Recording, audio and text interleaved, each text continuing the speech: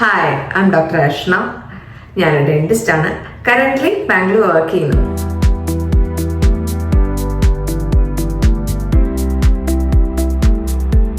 So ഇന്നത്തെ topic, എന്തുകൊണ്ടാണ് ഞാനൊരു യൂട്യൂബ് ചാനൽ തുടങ്ങാൻ പേടിച്ചത്, അത് തന്നെയാണ് ഇന്നത്തെ ടോപ്പിക്കും.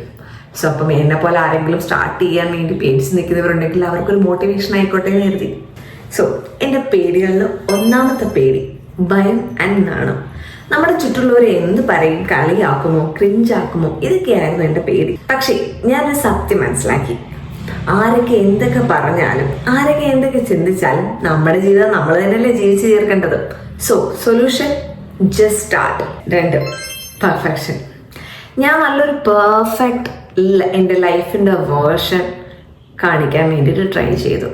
അത് ടൈം ഇന്ന് വരും, നാളെ വരും, മറ്റന്നാൾ വരും എന്ന് പറഞ്ഞ് ട്രൈ ചെയ്തുകൊണ്ടേയിരുന്നു. പക്ഷേ റിസൾട്ട് ഈസ് 0. അങ്ങനെ ദിവസം വന്നില്ല. അപ്പോൾ പിന്നെ ഞാൻ രണ്ടാമത്തെ സത്യം മനസ്സിലാക്കി, പെർഫെക്ഷൻ എന്നുള്ളതൊരു മിത്താണ്. അങ്ങനെ perfect time, perfect setup, perfect mind set എന്നൊന്നും ഇല്ല. സ്റ്റാർട്ട് ചെയ്യുക, അത് തന്നെയാണ് പെർഫെക്റ്റ്. മൂന്നാമത്തത് കോൺഫിഡൻസ്. പല ആൾക്കാർക്കും പല രീതിയിലായിരിക്കും കോൺഫിഡൻസ് കുറവ്. ചിലവർക്ക് അവരുടെ അപ്പിയറൻസിലായിരിക്കും, ചിലർക്ക് ഔട്ട്ഫിറ്റിലായിരിക്കും, ചിലർക്ക് വോയിസിലായിരിക്കും. എൻ്റെത് വോയിസിലായിരുന്നു. എനിക്ക് വോയിസ് ഒട്ടും അത്ര കോൺഫിഡൻ്റ് ഇല്ല. കാരണം എൻ്റെ കുറച്ച് ബാസ് വോയിസ് ആയതുകൊണ്ട് തന്നെ ആൾക്കാർ എങ്ങനെ അക്സെപ്റ്റ് ചെയ്യും, കുറച്ച് മാൻലി വോയിസ് ആയിട്ട് കൺസിഡർ ചെയ്യുമോ, അങ്ങനെയൊക്കെയുള്ള കുറച്ച് ടെൻഷൻസ് ഉണ്ടായിരുന്നു. പിന്നീട് എനിക്ക് മനസ്സിലായി അതിൻ്റെ ഒന്നും ഒരു കാര്യമില്ല. കാരണം നമ്മൾ ആരെയും വെച്ചിട്ട് കമ്പയർ ചെയ്യാതിരുന്നാൽ മതി. നമ്മൾ യുണീക്കാണ്.